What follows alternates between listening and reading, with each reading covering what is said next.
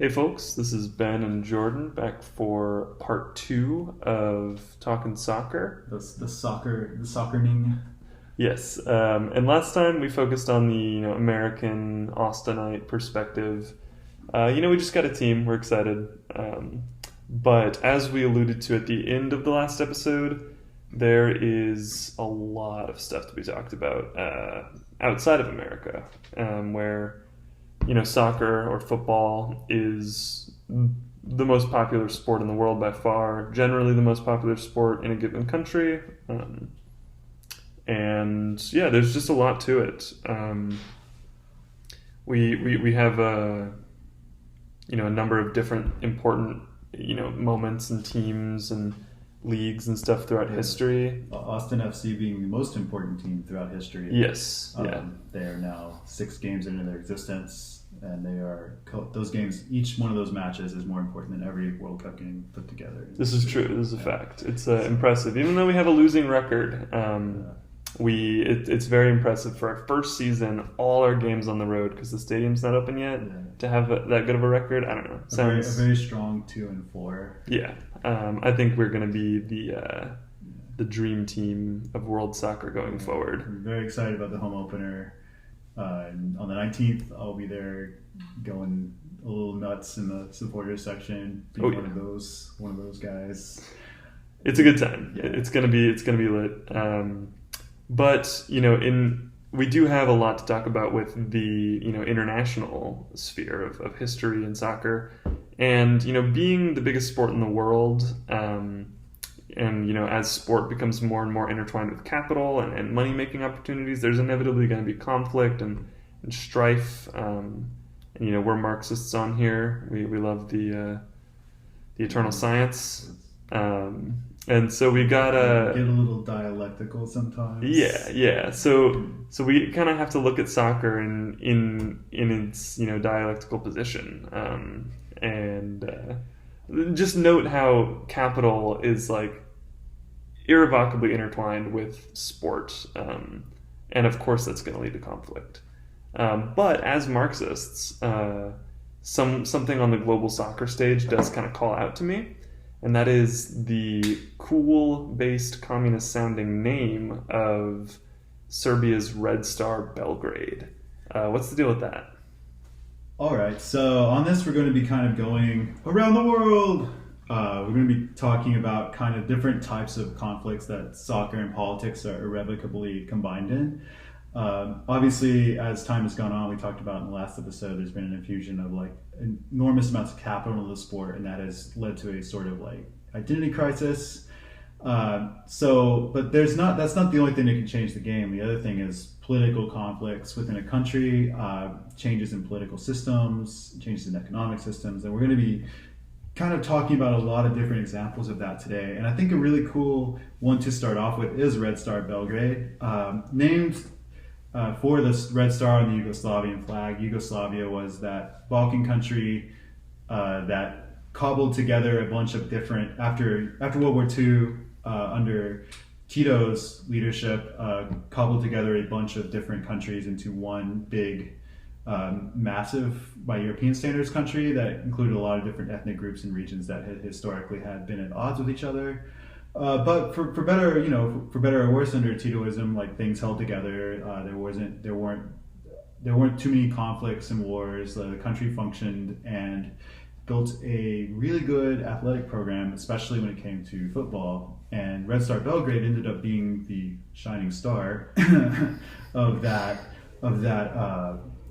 league toward the 80s and 90s, to the point where in 1991 they won the Champions League, which is an enormously difficult thing to do, especially if you're not from one of the big, power leagues like, in Italy or Spain or England. Yeah. And Luxembourg. No, just kidding. Yeah. It was a different field back in the 90s, but there was also, to an extent, a lot of the same trends we see where those like main, like very wealthy, very historically like grounded in soccer countries really kind of dominate. Sports leagues, it's like the phenomenon where the more money something has, the better it does, and then the more the best players want to be there. Right. You've made comparisons to other sports of that phenomenon happening. Right. It's like in the NBA, for example, like players from all over the world. We had Giannis Antetokounmpo from Greece. Wasn't going to stay and play in the Greek league. He quickly went to the NBA. First chance he got. In soccer, we alluded about it a little bit in the last episode. There are a number of national leagues. There is a number of regional elements to the sport, continental elements to the sport. There are countries where the best players will end up leaving for the big European clubs. There are others where, if there's money there, as we'll find out later with Colombia, the players will stay and develop a national league, which can be very good for a national team. In the case of the Eastern Bloc, also it was a little more restrictive as to whether players could go and join capitalist Western leagues, or if they were to stay and play in their own country. So that also helped countries like at times Hungary or Yugoslavia at different periods of time have success on the field. A lot of those names that you don't really hear too often anymore as being the big players in soccer. To quote a one-time Simpsons character, Vaclav, who sells Homer the car, that it no longer exists. Yugoslavia definitely is no longer a thing. So anyway, Red Star's story dovetails with the breakup of Yugoslavia in a very real way, because pretty much just after they won the Champions League, we were on the top of the global football world in terms of club sports. Milosevic took power in Serbia following the downfall of communism, and a Serb nationalist movement began to grow there. Meanwhile, to the north in Croatia, which is actually pretty good at soccer today, I remember them being, they've done really well. They got up there. They made it to, I think, the quarters of the semis. Semifinals, I think, and they were also in the semifinals, I think, in 1998 when they beat Germany. Yeah. France. So they've had a lot of history. Just one part of Yugoslavia, so you can see how much this sport was embedded in the country as a whole when it was united. Mm-hmm. So there was also a Croatian movement for independence. War broke out.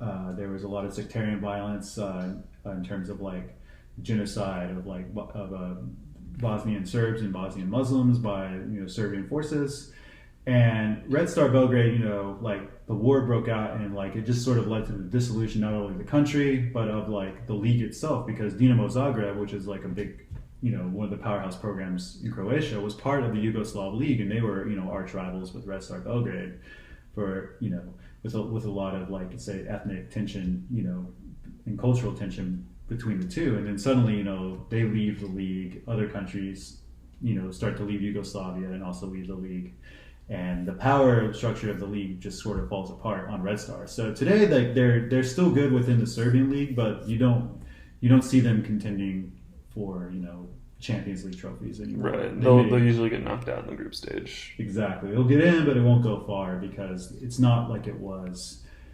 And the interesting thing with Red Star is that despite its history, the communist club, after the breakup and during the war when Milosevic took over, a lot of their ultras, their hooligans, who really took after and idolized British hooligans, and even I think naming themselves the Red Devils after Manchester United's own hooligans and things like that. Boo, not a fan of not a big fan of hooligans or Manchester United. Let's put it that way. Yeah, ended up being foot soldiers in the genocide and in the war for Milosevic and for Serbia, because it was hard to just draft. It was hard to convince people to go fight. Let's go two countries over and do a genocide. It's not the biggest selling point, even if you're a hard nationalist, I think. But in the end, too, the nationalism of the support groups led to hooligans, Red Star hooligans, ending up being at the storming of the presidential palace when Milosevic was taken out after. You could argue the controversial and imperialist U.S. intervention by the U.S. and NATO in the 90s under President Clinton, after we bombed, bombed Serbia. I met somebody from Serbia a while ago during a German course in Germany, a German language course, and I was just getting into politics at the time, and I was like, oh yeah, I'm into politics, I'm from America. And her first thought was oh yeah, you guys bombed us. And it was very surreal to be like, oh shit, yeah, I guess we did do that, huh? But yeah, the aftermath of that is definitely still prominent in the cultural memory. For sure. And it is interesting too because Europe has been really quiet since then. There's a conflict there's the conflict in eastern Ukraine, of course, kind of a civil war there. But otherwise, this was the last time there was a major land war in Europe, and of course, like at the peak of neoliberalism in the United States, where we were really beginning to take on our role as police of the world, and of course had to get involved with that. They also mentioned too that they, meaning the people who know something about soccer, unlike myself, I was kidding, that the Dinamo Red Star riot, the last time that the two teams played as part of the same league, Red Star traveled to Croatia to play Dinamo Zagreb, and it was basically planned by both ultra supporter groups of the two teams that there would be a massive fight. They'd stockpile rocks in the arena. There's all sorts of weapons laying around. They'd come for a brawl, and the brawl was just consume the stadium. There's videos of it online. You can watch it on YouTube. It's wild. And the police, jumped down and started, beating, just randomly just fighting too. And there was actually a famous moment of a Dinamo Zagreb player kicking a cop to get him off a guy, and he was later kind of seen as a folk hero. It's really interesting. So that never before have you really seen the whole thesis of this episode, how soccer is intertangled with politics and conflict and irreparably so.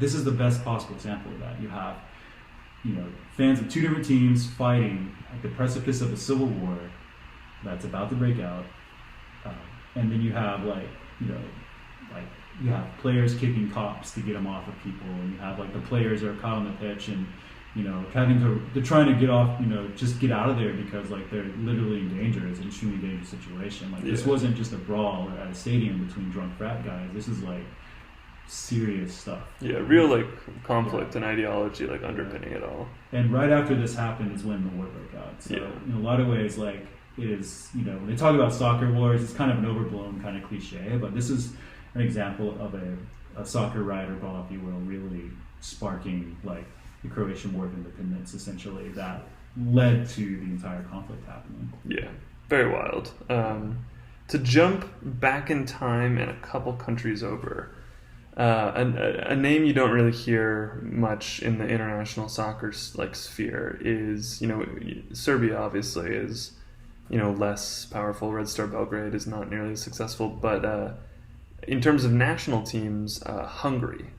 Hungary doesn't really contend for World Cup championships anymore, but back in the 50s, they were the best in the world for their what they call total soccer or total football, and that represents almost a different kind of conflict, but another very stark example of conflict influencing football and vice versa. Right. We're getting into more of the history of the sport and how it spread around the world, really beginning in England and then spreading quickly to the rest of Europe because it was fun and easy to play, and then spreading throughout the world largely due to colonialism and then preponderance of those forces that just allowed it to spread because it was fun to play. Right. But colonialism had a lot to do with it. But Hungary and Eastern Europe, before World War II, before World War I even, still connected more than ever, as Europe was more connected by rail and things like that, and industrialization. But it had been England's game. They had designed it. They had, and you can speak more. You have more playing experience than I do. But how they had the traditional WM formation of you have the striker up front, you have a couple wingers, the midfielders hanging behind. Everyone kind of stays in their section of the field. Yeah, the formation question is really interesting to look at as just sport history because the game of soccer has changed immensely from its inception. The very first international match ever was between Scotland and England. I think it was in the 1880s, and the formations were stupid. It was like a 6-2 2 and like a 8-1-1. The haggis formation. Yeah. Like that. I don't know. Yeah. Very dumb formations, and people didn't really pass the ball too much. You would just kind of charge forward with it. It was almost more like rugby in that sense. But oh, it's your turn, love. Yeah. Get it now. But as it, like spread throughout the world, it's, you start to see people have different takes on it and different, like, informed by, the conditions where they were playing it. You can look at futsal developing in the favelas of, Brazil and other South American countries as an example of that. But a really interesting change in, the way soccer was played was Hungary's approach, the total football I alluded to earlier, which essentially is the idea that any person on the field can play any position on the field, and that was just incredibly innovative. Because as Jordan said, like you generally just kind of stayed in your one spot and did your same role, but Hungary experienced a lot of success. They did. It was definitely like, if you were to compare it to a contemporary American sport, it's when, like what they called Nelly ball in the NBA, or the Golden State Warriors really popularized now, and like the recent dominance was, just shooting threes. Or I think a good example might be Mike D'Antoni and the Suns in the 2000s, where he did the whole 7-second offense, where instead of using the whole 24-second shot clock, the goal was to go down the field, the basketball field, go down the court and put up a shot within 7 seconds. And it sped up the game. It threw teams off, like everybody except the Spurs. My favorite team, of course. Sorry, Suns fans. Had a hard time with it because it was such a sea change in style. Same thing in the NFL when teams started, no huddle offense and passing and things like that. Like the greatest show on turf, the St. Louis Rams, now back in Los Angeles, but in 2000 they did that, where they just threw the ball at a pace and a rate that threw teams off. Yeah. So Hungary was the 1950s international soccer version of that. They, as been mentioned, they had this fluid like system of total football where, if one player leaves a position to take the ball towards the goal or becomes a winger or drops in the midfield, someone would just seamlessly move up and replace them. And then, the coach would be on the sidelines. If he noticed that teams were pushing up to the right side of the pitch more, he would just tell the team, shift right, shift left. And this was very different than that stodgy, traditional approach to football that we had seen to this point. We being people who were alive in the 1950s. There have been a couple of club teams in Austria and South America who had apparently tinkered with this style, but it was Hungary that really not only put it into motion, but did so with enormous success. Ajax, the typically dominant club in the Netherlands, has historically by some been credited with this style, but it really dates back to Hungary's golden team in the 1950s. Yeah. In 1954, they had a loss to Germany, 3-2, and that was their only loss in a 4-year stretch, which is just unfathomably good. Exactly. And they went to England a couple years before for what was being billed as the match of the century by England before they even played, because England knew that this team was good, but they still felt, it's going to be close because we're also good. We're England. We invented the sport. Right. Before we get more into that, it's good to talk about the context of Hungary at the time. Hungary began to excel in football. Their domestic league was getting really good in the 1930s. And then, of course, World War II happens, the Nazis invade, and everything goes to hell for a few years, and that stops it in its tracks. Following that, the Soviet Red Army liberated Eastern Europe, pushed through to Berlin, with Hungary right in the way. Hungary ended up under the Soviet sphere of influence in Europe and developed a communist government prior to the 1950s. In the 1950s, that's, the government, saw, how the national team could represent national strength and pride after coming out of just the horrible tragedy of World War II. So they invested a lot in the national team and in the league. And they chose a couple. They essentially they brought all the clubs under public ownership, and then they took a couple of the clubs in the Hungarian league and designated them as the clubs that the national team would play for, so that half of them would always be playing together, even in domestic competitions. Mm-hmm. So you had this like sort of a central planning approach to it that led to a very rapid rise in the program, in the quality of the program. So when they went to England in 1952, I believe. The match was, heralded like a huge event. It was a friendly match, but it meant a lot because you had the inventors of the sport versus the team that was currently considered by many in the world to be the best. And Hungary went up 4-1 by like the 27th minute and won, I think 6-3. Yeah, and that's like a blowout. Yeah, by soccer standards. Yeah, it's the NFL equivalent of like 45-20. yeah, exactly. Yeah. The soccer's not a high scoring sport at all. If I see a 2-1 game, I'm happy that it was exciting. Exactly. Think of each goal as a touchdown or 3 runs in baseball. Mm-hmm. Exactly. Yeah, but that was enormous at the time because even back then it would have been like, goals were hard to come by. And a team to go into England and drop 6 goals, England had never lost to a team that wasn't from the British Isles at that point. So everything's going great for Hungary.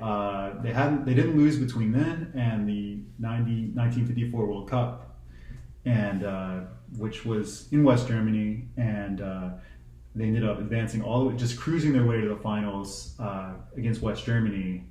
And as Bennett mentioned, they lost 3-2. They'd gone up 2-0 as they'd done frequently, and then they gave up 3 unanswered goals. And the Hungarian players would say that that their couple of the goals were the goal that they'd scored late in the match that would have tied it at 3 and sent it to extra time had been called off for being offside, and they argued that it wasn't.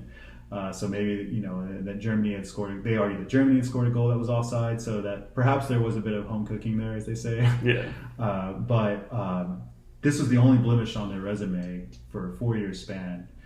They went on to win 18 straight, and then what happened in Hungary is there was a revolt against the established government, which the Soviet Union kind of during Stalinist expansion.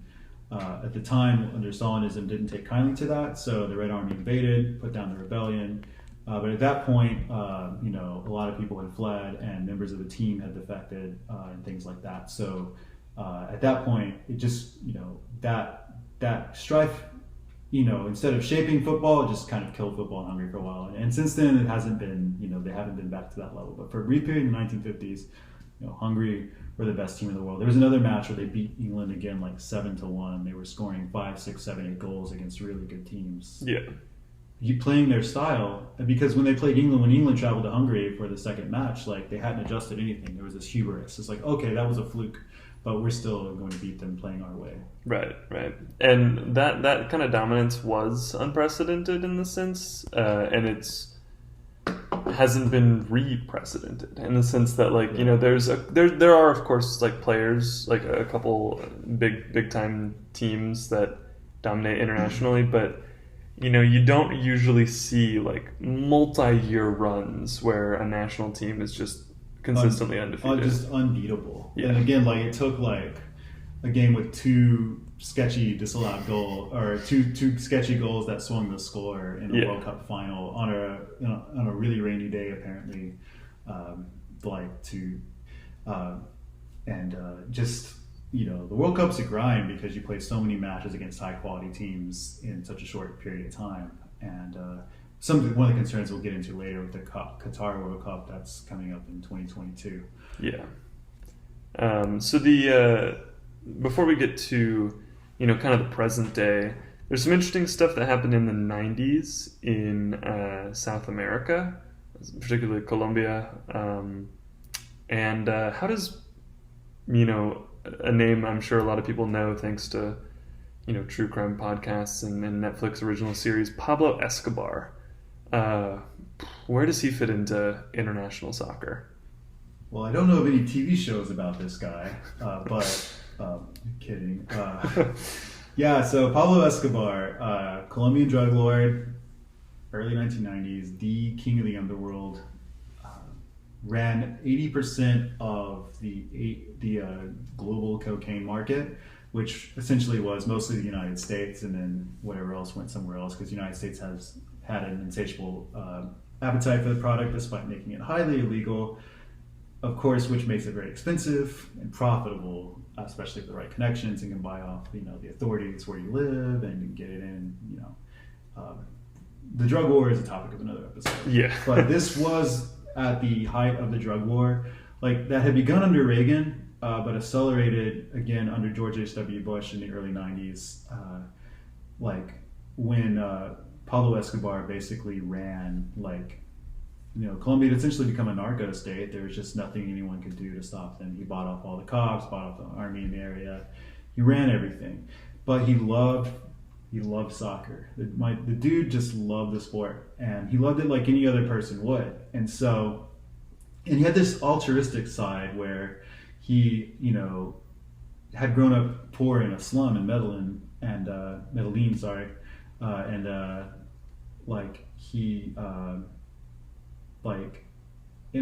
still empathized with his people who were in his background. So while the government had not, under a very neoliberal, kind of right-wing regime, where in a country where rich people were just getting richer and there was an enormous amount of poverty, he had built a lot of housing and schools and medical services for people in the city. And thus he was beloved by the poor, to the point where he was actually elected to a seat in the government. Yeah, really fucked false binary where your options are either neoliberal hell government or social services provided by drug running cartel. It's a very brought to you by the United States of America kind of thing, because as we'll get into with Chile and other places, the United States has been very quick to put down any sort of left-wing government, no matter how democratically elected they are. We most recently saw that with Bolivia and attempted in Venezuela. And those guys got owned. Yeah. They did. Both cases Victory lap. are really funny. Large L's taken by terrible people. Oh yeah. But in Colombia, things were going fine from a U.S. perspective, because one, you had a puppet capitalist government, and two, you had someone supplying rich people in the United States with high quality cocaine. So, dude loves soccer. Colombia had not had a lot of national team success. Their domestic league was in shambles. So what can fix that other than a lot of money? And who had a lot of money? Pablo Escobar. Dude was a billionaire. He was on the Forbes list for just being a drug lord. He invested a ton of money. The drug trade invested a lot of money directly into building Colombian soccer. So that allowed the players to, the talent in the city. Most of the players that ended up playing for the Colombian national team in 1994, for example, were from poor backgrounds. And in a normal case like they would not have had the chance to play and to really grow at the game. But Pablo Escobar built stadiums and soccer fields all over the city in the poorest neighborhoods, and gave them lights and grass and everything. So that was the beginning of it. And then he also purchased a team, Atlético Nacional in Medellin, that he owned, and brought in players from all over the world to play for, spent a lot of money. And so of course you spend a lot of money in a league like that, they're gonna be really good, they're gonna dominate.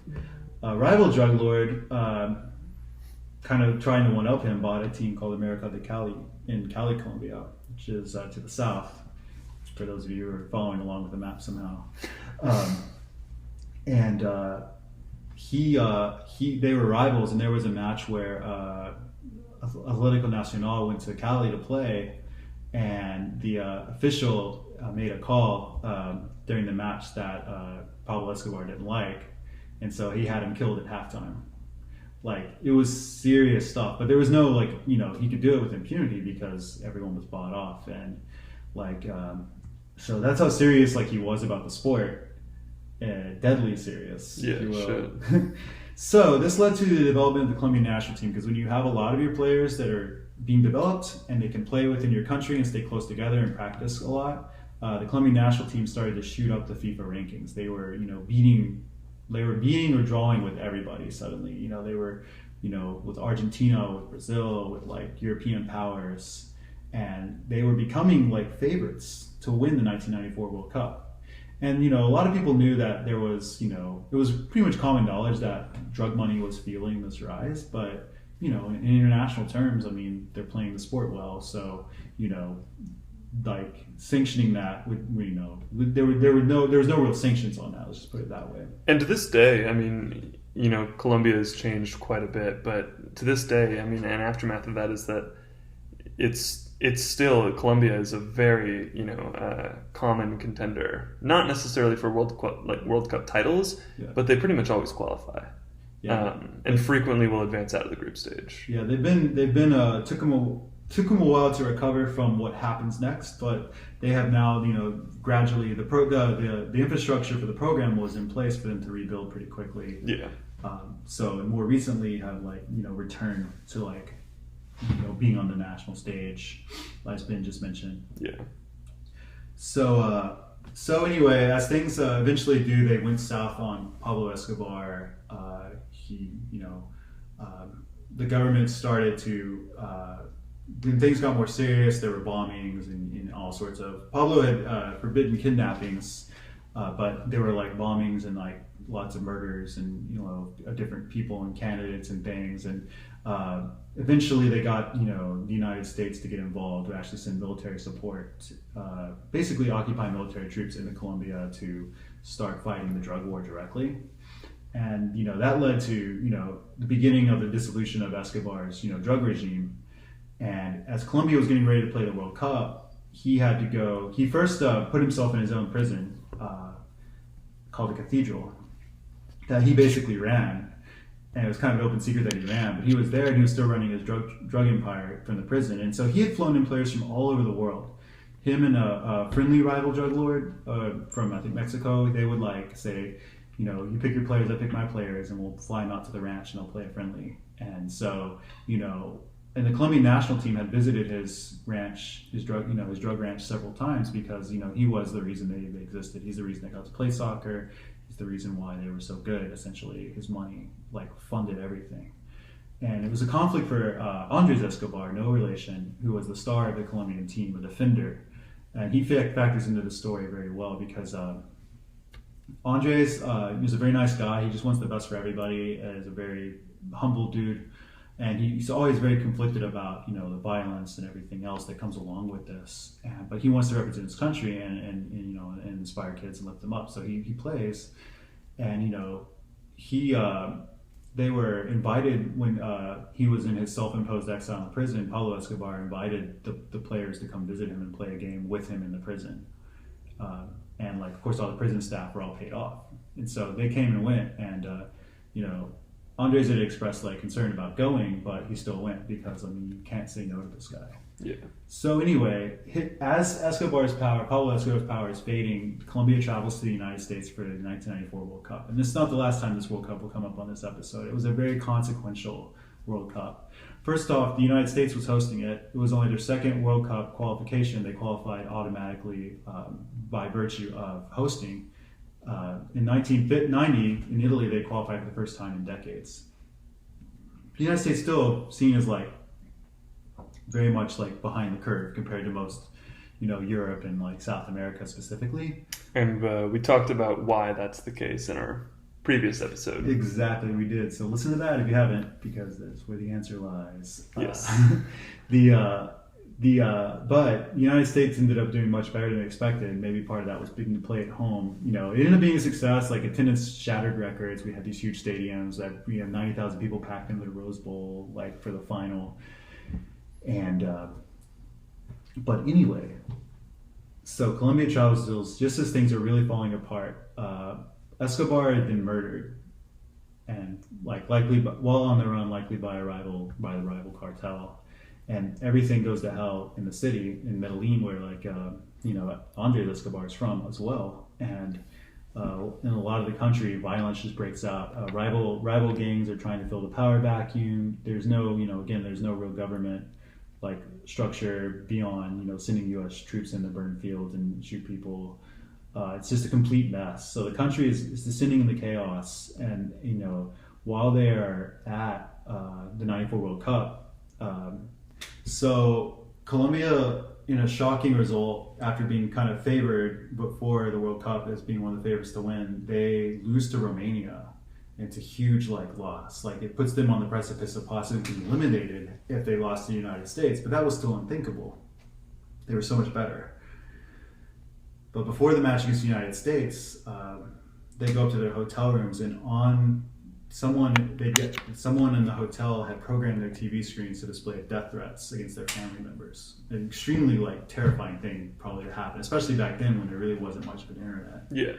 And so, there's someone there that had been paid by, somebody to threaten them. And there's a lot of money, along with the organized crime, there's a lot of money being thrown around betting on the Colombian national team. And after they lost to Romania, a lot of people were already losing a lot of money back in Colombia, probably a lot of people in the drug trade. And so, there's already a lot of anger building towards them before the match in the United States. And they're finding out that, the police are at their families' homes and they're scared.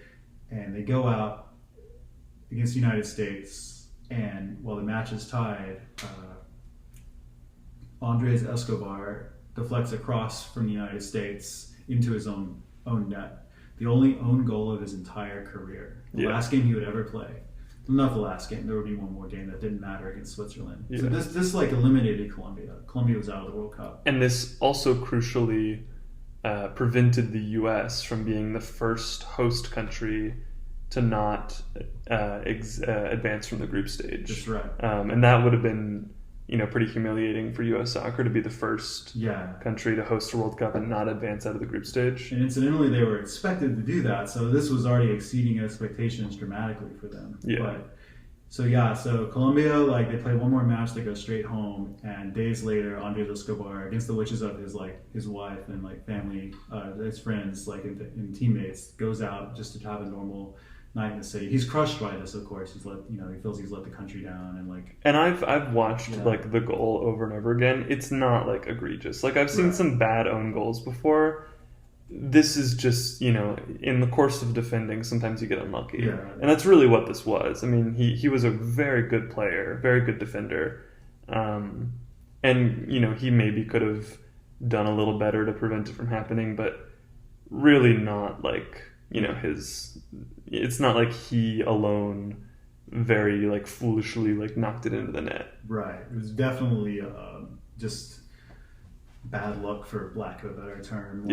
And just unfortunate, the most unfortunate possible timing. Mm-hmm. And so he ends up going out, gets an altercation with guys who are giving him shit about the goal, and ends up getting killed. And it's likely that people who had a lot of money riding on the game, who just needed revenge, they're maybe linked to a rival drug lord, knocked them off. But it's never been solved.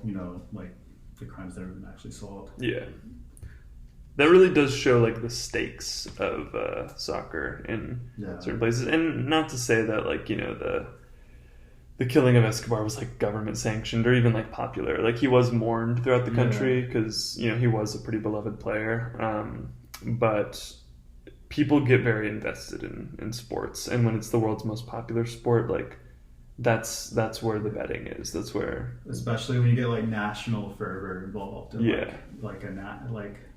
wounded pride of nationalism. Exactly. Yeah. And just the collective disappointment in a country where things were falling apart. When Pablo Escobar died, his funeral was attended by just thousands and thousands of the poorest people that he had helped and built housing for. There's still a neighborhood in the city named Barrio Pablo Escobar. Mm-hmm. There's murals of him because before that was just a slum before he had invested in it. So the poor who had briefly put him in the national government before he was expelled for being a drug lord, mourned his death. And there's a sense of despair that this loss and the weirdness of the loss and the circumstances coincided with in Colombia. Yeah. So at the same World Cup in the final, Roberto Baggio got a penalty late with a chance to break the tie against Brazil in the championship, and he misses. In penalties in soccer, it's funny because how hard it is to score a goal. It's really easy. It should be really easy to get a penalty. Yeah. I play as a goalkeeper, and when you have a penalty shot, for those of you who don't play soccer, basically what happens is a foul committed inside the box, like that big 18-yard box where the goalie's allowed to use his hands, if a foul ever happens in there, that results in a penalty kick. And basically, it's a striker versus the goalkeeper. The striker lines the ball up 11 yards away from the goal and basically has a free shot against the goalie. And a good striker generally has like a 80 to 90% chance of making it if they put it on target. Because the goalie essentially just has to guess. Yeah. The strategy, like some goalies get really talented, can like kind of read the striker's knees and be really quick, but you got to be really skilled to do that, and it's not reliable. So sometimes the best, method as a goalkeeper is to literally just pick a side and just jump blindly and hope you touch the ball. Striker should be able to make a PK. Right, exactly. So this is a big deal that Baggio missed, especially in the final. And so when he went back into Italy, kind of experienced that sort of a sense of like collective shunning and anger. But he wasn't killed for it. But it was a sketchy thing. It just speaks to how, like, regardless of the country, if it's a big sport there, then like so much stress and pressure rides on like the national team's performance in the World Cup, and the World Cup being only every 4 years doesn't help that either. Yeah. So you don't get a lot of opportunities. Yeah.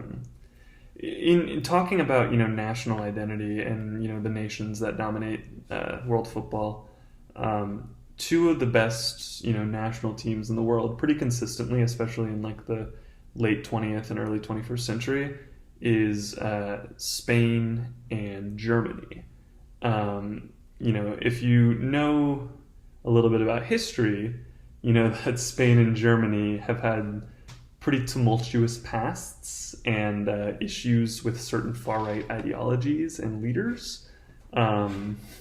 So those, Spain and Germany present a very interesting, to move away from Colombia, another fascinating kind of, look into politics and football and how one impacts the other. We're not talking about Angela Merkel here, folks. We're going further back. Yes, exciting things coming in the German Chancellor election. So, in Spain, Spanish Civil War, Franco's fascist dictatorship took over Spain, kind of coincided with the rise of fascism in Nazi Germany, and Hitler and the burning of the Reichstag and all that. All this happened in the 30s, before World War II actually really kicked off in 1939. Mm-hmm. And at the center of the Spanish Civil War was the city of Barcelona in the region of Catalonia, in the northeastern part of what is today Spain. A fiercely sort of independent autonomous region with markedly more left-wing politics than Franco, for example. And they are also home to one of the most successful club teams in history, Barcelona, or Barca, as they're affectionately nicknamed. Mm-hmm. And so, they were founded around the turn of the 20th century by Johann Gamper, and they grew very quickly into being a very powerful club by the time Franco took over. Now, their identity was centered around much more left-wing politics, Catalonian independence, Catalonian identity, the Catalan language, all of which was an affront to a fascist and sort of like royalist culture in Spain that did not want to see part of their territory and the second major city in the country break away from their territory. So, and Barcelona ended up as a club and as a city ended up representing this like. And even in recent times when Catalonia voted recently that they wanted to be independent of Spain was like, not happening. You voted yes, but we're not letting it happen. And like they sort of repressed it. And there was talk that if that were to happen, if Catalonia become a separate country, if they were to have a domestic league, Barcelona would be too good. So they would actually have probably joined the French league, which would have been interesting. And France is one of the few leagues that has a team playing in another sovereign nation, which is Monaco. Right. Monaco technically is the second smallest country in the world, and after the Vatican, and they actually play in the French league because there's no point in having a league in a country that's barely like a square mile large. Right. And one interesting fact about Barcelona, their motto is Més que un club, which means more than just a club. And that is very true. They are a lot more than that. They're a symbol of kind of internationalism in the sense that they always prize having a diverse roster. They're a symbol of, as Jordan said, Catalan identity, and their key rival, even today, is Real Madrid. Ooh, yeah. We don't like Real. Their prefix Real literally means royal in Spanish, and one thing we kind of clowned on Salt Lake City's soccer team for was being called Real Salt Lake, and they got a lot of heat for that because in Spain there's a very small number of clubs that have Real in front of their name. There's Real Valladolid, I think Española, and Real Madrid, maybe a few others like Zaragoza. But the key thing there is that it's not something you can just kind of throw on. Those are clubs with like royal patronage. Like the royal family of Spain at one point liked those clubs. And Franco, as Jordan hinted at, bad guy. This guy sucked. Franco, you're fired, sir. Not good. Yes, he's Franco. General Franco is canceled. Yeah, rightfully so. And that kind of royalist sentiment was a part of that, fascist politic. Cancel culture is coming for fascist dictators. Who will it take next? Honestly, but yeah, Real Madrid is to this day very much Spanish, very much royal, and the antithesis of Barcelona. Yeah, and as Bennett mentioned, their history, didn't take kindly to Barcelona being dominant, whether it was in the 30s before Franco forced the club to become, essentially an arm of the fascist government, forced the players to make the salute, and stripped the club of its left-wing, political Catalonian identity. They made, speaking after the bombing of Barcelona, which killed thousands of people, they bombed the club headquarters. Mm-hmm. The founder of the club, Gamper, was dispossessed of the team and was just distraught. His whole life had been dedicated to building the club, and it was a crowning achievement. And he ended up committing suicide later on, and ended up being mourned by so many people in Barcelona, because he represented essentially anti-Francoism, which was represented by Barcelona, which was represented in their motto. Yeah. And so, and then later on, Franco's government also assassinated the preceding president of the following president, I should say, of the club as well, Barcelona. But then, despite all that, in the 1950s, still under Franco's regime, which survived World War II somehow and lasted until around 1980, Barcelona dominated the 50s, and Real Madrid went a period of about 13 or 14 years without winning a title. And so, fingers began to press themselves on the scale to reverse this, because Madrid was definitely the team that could most foil Barcelona, had the resources. Yeah. And so at the time, Barcelona, already in an internationalist mode, was trying to sign a player from Argentina, Alfredo Di Stefano. He was, his rights were kind of in between two different clubs there in South America, between River Plate in Argentina and a Bolivian club, the Millonarios. And so, Barcelona, in their terms, they tried to get in the right way by going to the club that, held his main rights in Argentina. But then under their nose, and with the assistance probably of authorities, Real Madrid was kind of doing a backdoor thing where they're trying to get his rights from the Bolivian club. So, when they found out about this, Barcelona sped him over, brought him over to Catalan, began him working out with the team.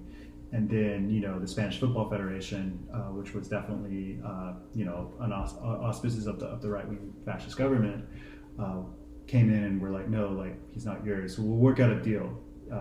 Madrid can have him 1 year, you can have him the next. And of course, Barcelona State saw this as an insult and just an attempt to continue the government's repression of the club and of the Catalan culture. And so they refused, and he ended up playing for Madrid. And Madrid ended up becoming one of the great club teams in history in the 1950s. Anger around his talent. And so it's interesting too that later on that Lionel Messi, who's arguably perhaps the best one of the best South American players in history, if not the best. Yeah. Ended up playing for Barcelona and terrorizing Real Madrid in this century. And again, speaking to Barca's like internationalist mindset, he played alongside who's possibly the best African player in history, Samuel Eto'o, and they were together. So Barcelona, like despite everything that they faced throughout their history, and despite everything Catalonia has faced from Spanish nationalism, they seem to always get the last laugh. Yeah. It's not always roses, but like they find a way to get the last laugh.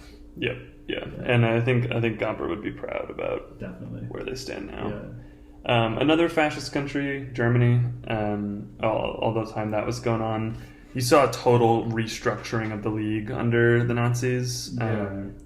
And interestingly, Bayern Munich is totally dominant today in German football, in the Bundesliga. But they, during the war, were seen as a Jews club because they had several prominent Jewish players who were really good, and many of them died in Nazi death camps.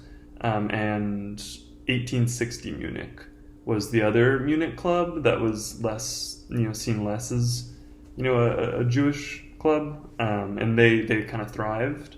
But in the spirit of getting the last laugh, 1860 Munich pales in comparison today to Bayern's prowess. Bayern, like clockwork, they win the Bundesliga, and they have a few key rivals, and I guess Dortmund would be the biggest kind of counter, but I don't necessarily know too much about Dortmund's politics. But yeah, Bayern, one of the best clubs in the world, certainly, often the best club in Germany.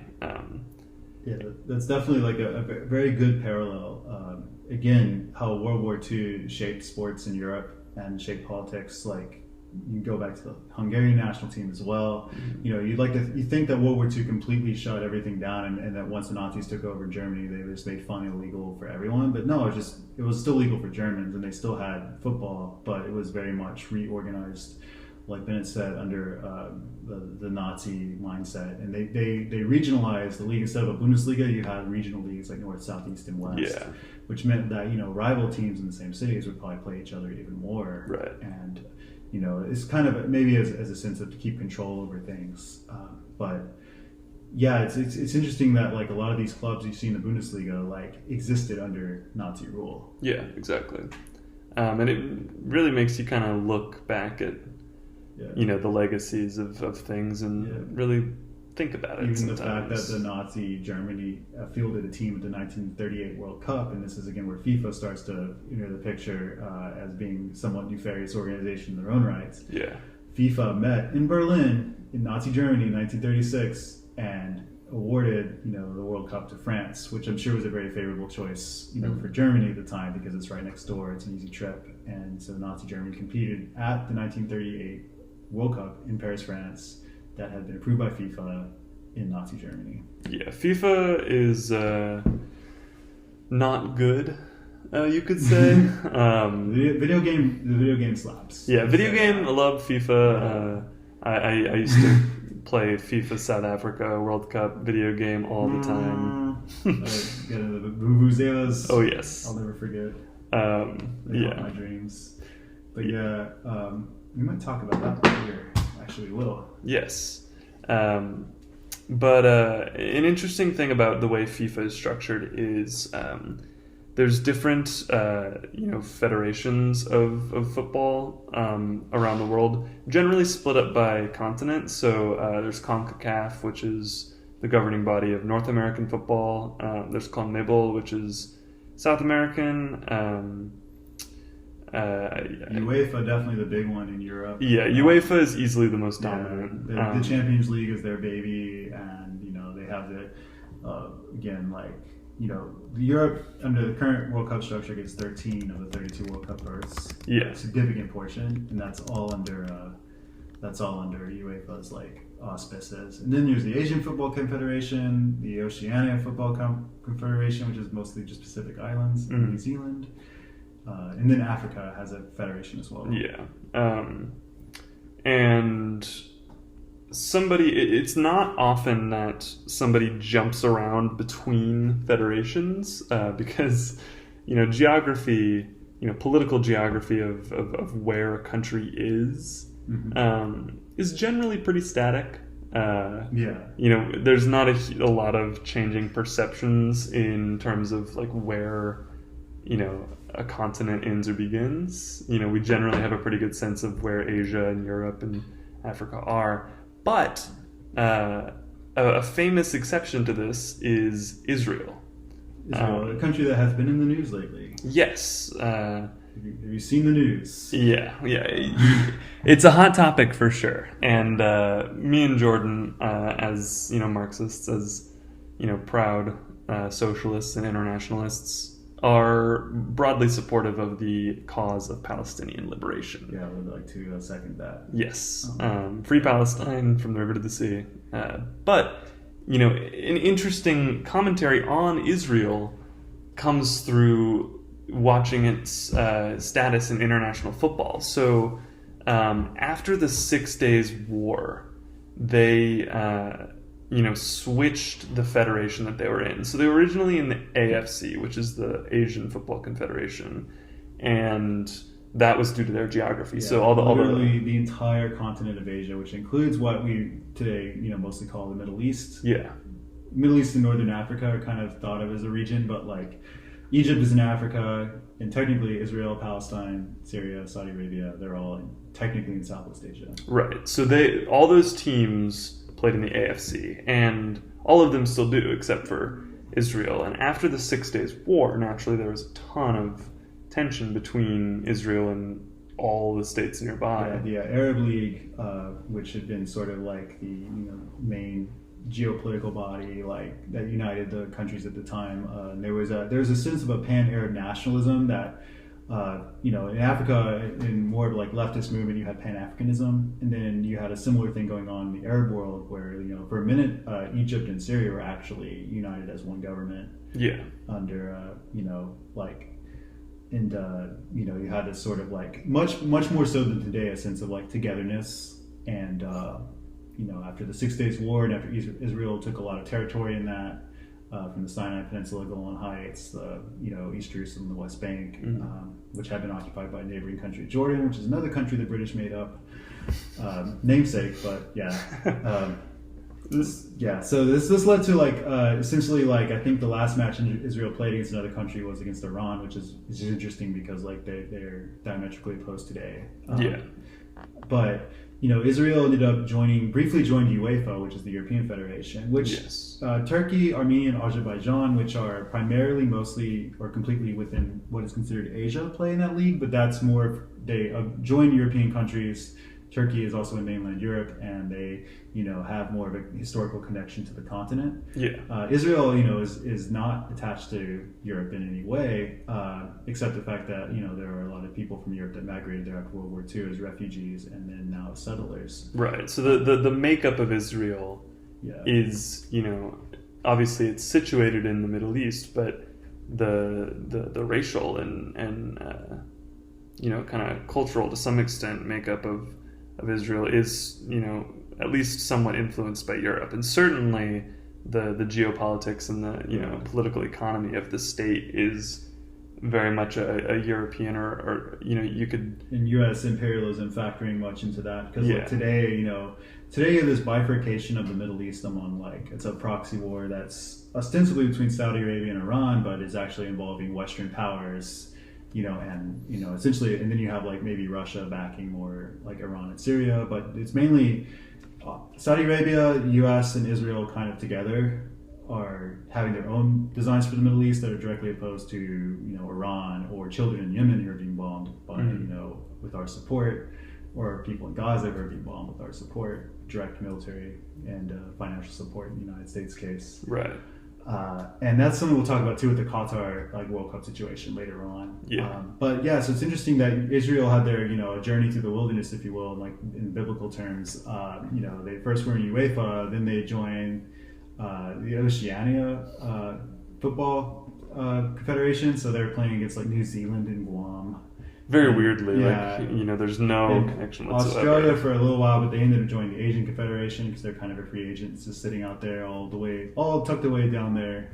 And then Israel ended up, back in UEFA for good, and to this day. And it's a small country, like they don't do very well. They don't qualify for the World Cup, but they play their qualification matches against UEFA. And if their national champion, domestically champion, does well enough and can crack into the Champions League. But a very, very strange little bit that is kind of relevant at the moment. Yeah, definitely. So it's something worth talking about, because it's something most people wouldn't really notice, but it's wow, they aren't in the federation with all the countries that surround them. They're in the federation with Europe. Yeah, and that's because the tensions, due to the Zionist state, come to a point where everyone around them just didn't want to play them. Yeah.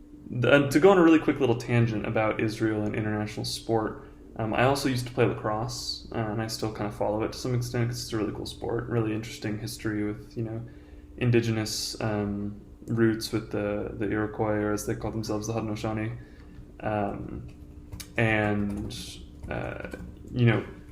questions of kind of national identity, how this could be its own episode with the lacrosse. But Israel has a lacrosse team, and it's composed almost entirely of American Jews, regardless of their residence or legal citizenship in Israel. And they get a lot of shit for that in the international lacrosse community, just kind of being a, place where, Jewish American lacrosse players who couldn't make the U.S. team go to play international lacrosse.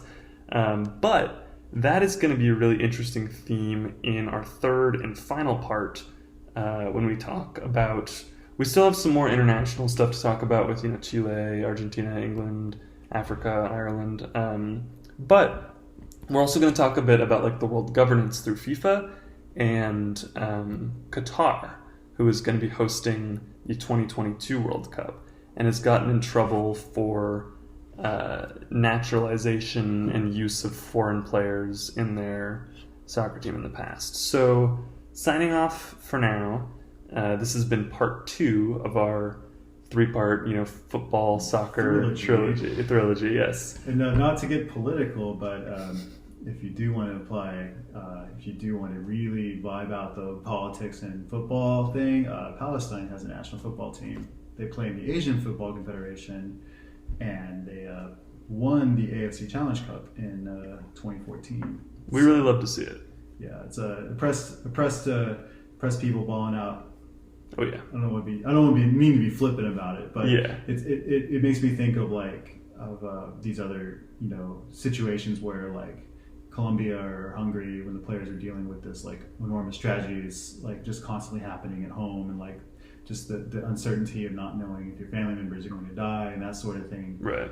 And still being able to represent their nation, including a nation that's whose existence is basically is being wiped out. It's admirable, let's just put it that way. Yeah, absolutely. But yeah, this has been a great discussion so far, and we still have a lot to talk about, so tune in for part 3 of the Soccer, Football, Politics podcast little moment. We will see you soon.